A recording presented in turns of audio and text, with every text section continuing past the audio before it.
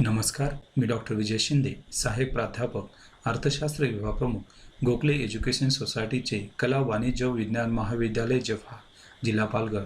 विद्यार्थी मित्रांनो, आज आपण सहकारी वित्तपुरवठा याविषयी माहिती घेणार आहोत. प्रथम, प्राथमिक शेती सहकारी पतपुरवठा संस्था. भारतीय अर्थव्यवस्था ही कृषीप्रधान असून भारतातील एकूण लोकसंख्येच्या जवळपास 44% लोकसंख्या शेती क्षेत्रावर अवलंबून आहे. सन 2015-16 च्या आकडेवारीनुसार कृषी क्षेत्राचा एकूण राष्ट्रीय उत्पन्नामध्ये हिस्सा 17.32% होता.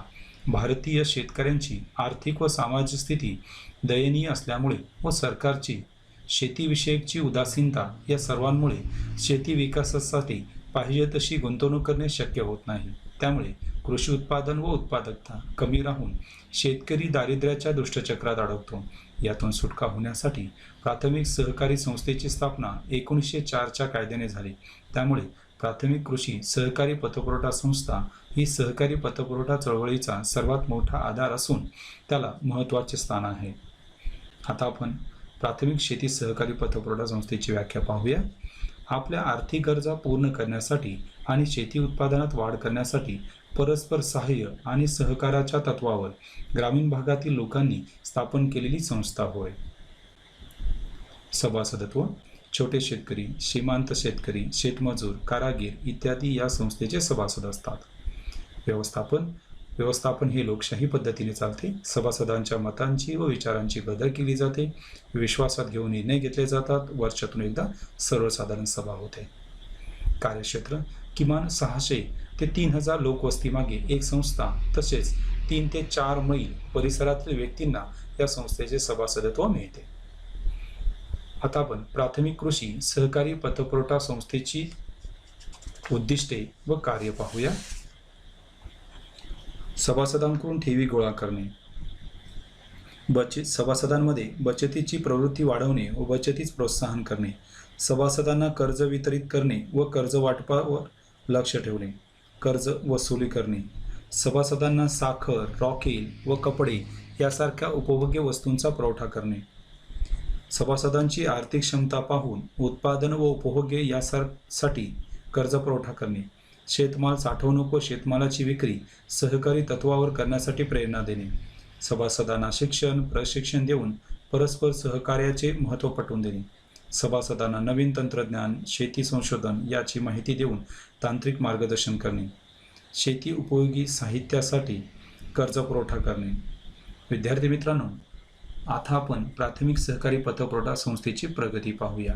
यामध्ये सन 2012-13 ते 2016-17 या कालावधीतील ही प्राथमिक सहकारी पतपुरवठा संस्थेची प्रगती आहे. याच्यामध्ये सहकारी संस्थांची संख्या, सदस्य संख्या, भांडवल, ठेवी, दिलेली कर्जे, थकबाकी आणि रोजगाराची संख्या पाहायला मिळते.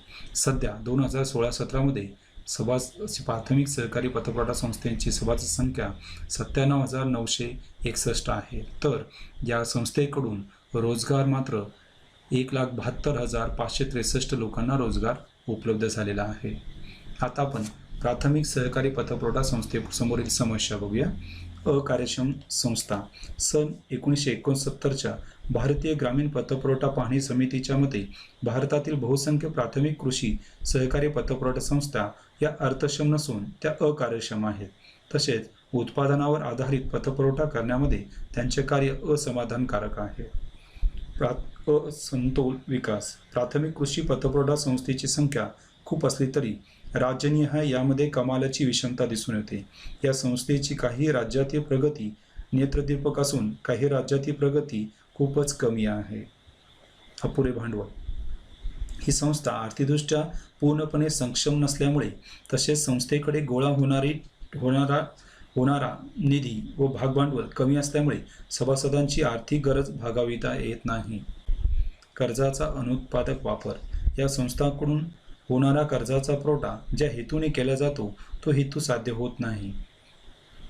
यांची तपासणी करण्यासाठी सक्षम यंत्रणा अस्तित्वात नाही. त्याचबरोबर शेतकरी उत्पादक कार्यासाठी वापर न करता अनुत्पादक कार्यासाठी त्याचा वापर करत आहे. व्यवस्थापकीय समस्या. या संस्थांची आर्थिक स्थिती कमकुवत असल्यामुळे अनुभवी व प्रशिक्षित व्यवस्थापकाची नेमणूक करता येत नाही. असंख्य सभासद अशिक्षित व अप्रशिक्षित असल्यामुळे संस्थेचा कारभार सुरळीतपणे पार पाडत नाहीत. वाढती थकबाकी. भारतातील वाढती थकबाकी ही सर्वात मोठी गंभीर समस्या आहे. ही थकबाकी सातत्याने वाढत आहे. हे थकबाकीचे प्रमाण जवळपास 35% आसपास आहे. व्यक्तींना कर्ज देणे व कर्ज वसुलीसाठी योग्य प्रयत्न न करणे यामुळे थकबाकीचे प्रमाण वाढत आहे. कर्ज व विक्री यामध्ये समन्वयाची अडचण. कृषी क्षेत्राला होणारा अर्थपुरवठा व शेतमाल विक्री यांच्यात योग्य समन्वय साधण्याची मूलभूत जबाबदारी ही या संस्थेची असते, परंतु या संस्थेमध्ये समन्वय साधता येत नाही. व्यापारी बँकांची स्पर्धा. सन 1969 नंतर ग्रामीण भागात कर्ज पुरवठा करण्यासाठी राष्ट्रीयकृत बँका व प्रादेशिक ग्रामीण बँका पुढे आल्या आहेत. त्यामुळे ठेवी संकलन, कर्ज पुरवठा या बाबतीत या संस्थांना स्पर्धा करावी लागत आहे. लहान शेतकरी दुर्लक्षित. या पतपुरवठा संस्थेत सर्वात मोठा दोष म्हणजे लहान शेतकऱ्यांकडे जाणीवपूर्वक दुर्लक्ष केले जाते. केंद्र सरकारने मोठ्या संस्थांना या संस्थेस आर्थिक सहाय्य करून लहान शेतकऱ्यांचा प्रश्न हाताळण्यासाठी शिखर संस्थेत निर्देशित केले आहे. जागरूकतेचा अभाव.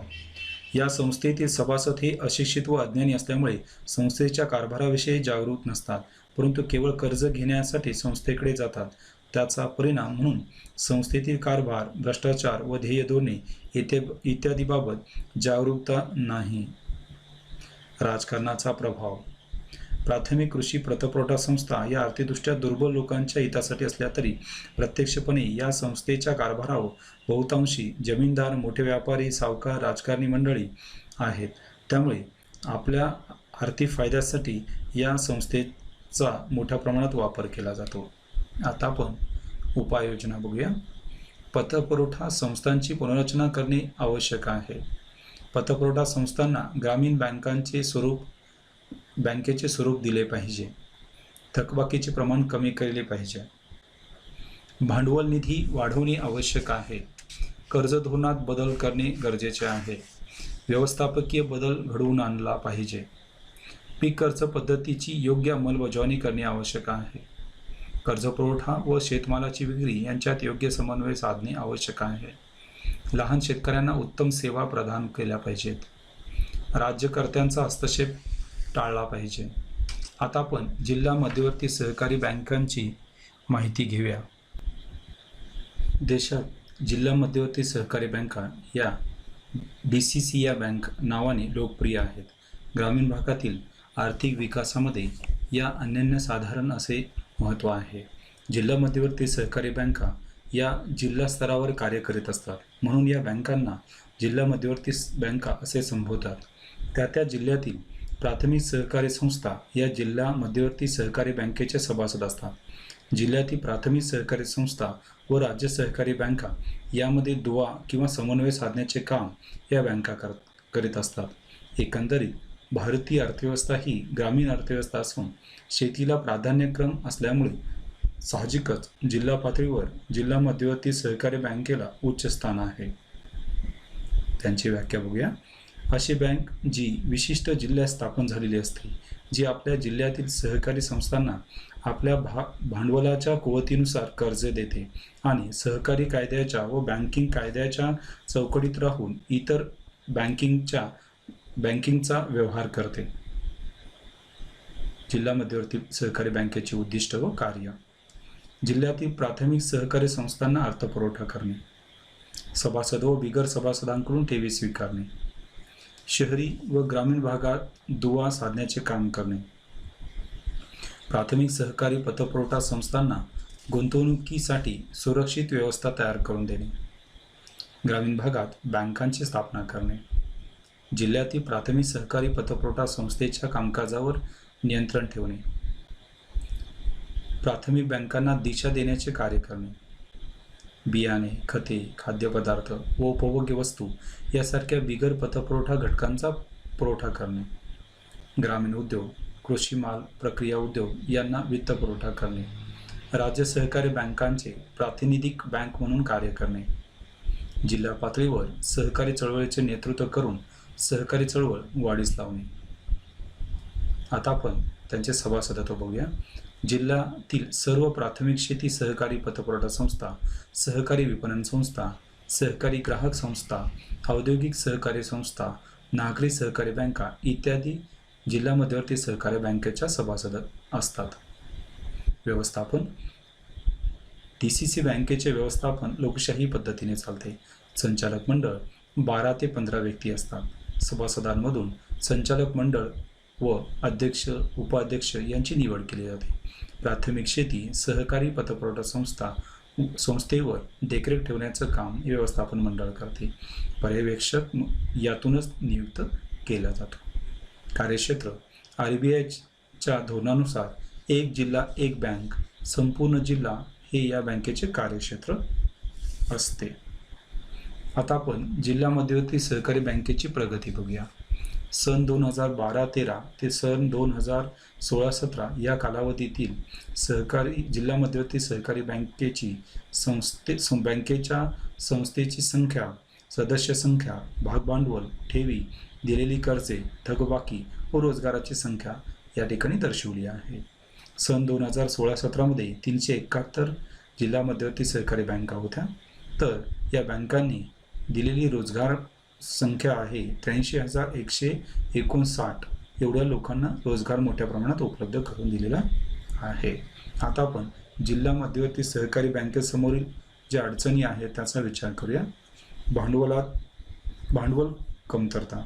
शेती व ग्रामीण विकासासाठी जिल्हा मध्यवर्ती सहकारी बँका या कटिबद्ध असतात, परंतु सभासदांकडून संकलित होणारी ठेवीतील अपूर्णता व जिल्हा बँकांना पुरेसे भांडवल उभारण्यामध्ये आलेले अपयश होय. यामुळे प्राथमिक सहकारी संस्थांना पुरेशा भांडवलाचा पुरवठा करण्यामध्ये अपयशी ठरतात. कर्ज पुरवठा प्रक्रियेतील दोष. DCC बँकांनी आपल्या कार्यक्षेत्रात विकासासाठी कर्ज पुरवठा करताना असमान पद्धतीने कर्जाचे वितरण व वाटप केले आहे. त्याचबरोबर वैयक्तिक सभासदांना, व्यापाऱ्यांना मोठ्या रकमेचे व शंकास्पद कर्ज वाटप करण्यात आलेले आहे. बँकिंग सेवा देण्यामध्ये अपयशी. देशातील पंजाब, हरियाणा, मध्य प्रदेश, बिहार या राज्यात इतर व्यापारी बँकांच्या तुलनेत DCC या बँका बँकिंग सुविधा देण्यात अपयशी ठरल्या आहेत. थकबाकीची समस्या. DCC बँकांनी सभासद व प्राथमिक सहकारी बँकांना दिल्या जाणाऱ्या कर्जाची वसुली होत नसल्यामुळे थकबाकीची समस्या निर्माण झाली आहे. कुशल व अनुभवी कर्मचाऱ्यांचा अभाव. जिल्हा मध्यवर्ती सहकारी बँकेत सेवेत असणारे बहुतांश कर्मचारी हे अकुशल व अनुभवहीन असल्यामुळे बँकेचे व्यवस्थापन व कारभार सुरळीत व पारदर्शक राहत नाही. योग्य गुंतवणूक धोरणाचा अभाव. DCC बँकेकडून विविध ठिकाणी गुंतवणूक करण्याचा निर्णय घेतला जातो, परंतु हा निर्णय रिझर्व्ह बँक ऑफ इंडियाच्या सल्ल्यानुसार घेतला जात नाही. सहकारी संस्थांमध्ये समन्वय साधण्याचा अभाव. जिल्हा मध्यवर्ती सहकारी बँका या त्यांच्या क्षेत्रातील सहकारी संस्थांना दिशा देण्याचे कार्य करतात. त्याबरोबर जिल्ह्यातील सहकारी संस्थांमध्ये समन्वय साधून सहकारी चळवळीला सक्षम करण्याचे काम यांच्याकडून केले जाते, परंतु या सहकारी संस्थांमध्ये असलेल्या समन्वयाच्या अभावामुळे सहकारी चळवळीला बळकटी मिळत नाही. राजकारणाचा हस्तक्षेप. विशिष्ट राजकीय पक्षाचे DCC बँकेमधील वर्चस्वामुळे बँकेच्या दैनंदिन व्यवहारामध्ये त्याचा प्रत्यक्ष व अप्रत्यक्षपणे हस्तक्षेप राहतो. राज्य सहकारी बँकेवरील परावलंबित्व. जिल्हा मध्यवर्ती सहकारी बँका या पुरेशा भांडवल व निधी संकलन करण्यात अपयशी ठरतात.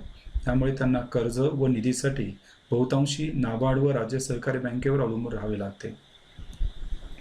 देखरेख यंत्रणेचा अभाव. जिल्हा मध्यवर्ती सहकारी बँकेकडून जिल्ह्यातील प्राथमिक सहकारी संस्था यांच्यावर योग्य देखरेख व नियंत्रण करणारी सक्षम यंत्रणा नाही. त्यामुळे कर्जदारांकडून कर्जाचा गैरवापर व कर्ज थकविण्याचे प्रमाण वाढत आहे. आता आपण त्यांच्या उपाययोजना बघूया. ठेवीच्या प्रमाणात वाढ करणे, कर्मचारी वर्गाच्या गुणवत्तेत वाढ करणे, योग्य गुंतवणूक धोरण आखणे, स्वतःचा भांडवल निधी उभा करणे, योग्य व सक्षम यंत्रणेची व्यवस्था करणे, थकबाकी वसुलीची सक्षम यंत्रणा उभी करणे, व्यवस्थापकीय बदल घडवून आणणे, कर्ज व्यवहारात सुधारणा करणे, बँक व्यवहारात राज्यकर्त्यांचा हस्तक्षेप थांबवणे. विद्यार्थी मित्रांनो, या संदर्भ ग्रंथाचा आधार घेऊन ही संकल्पना आपण समजून घेतली आहे. धन्यवाद.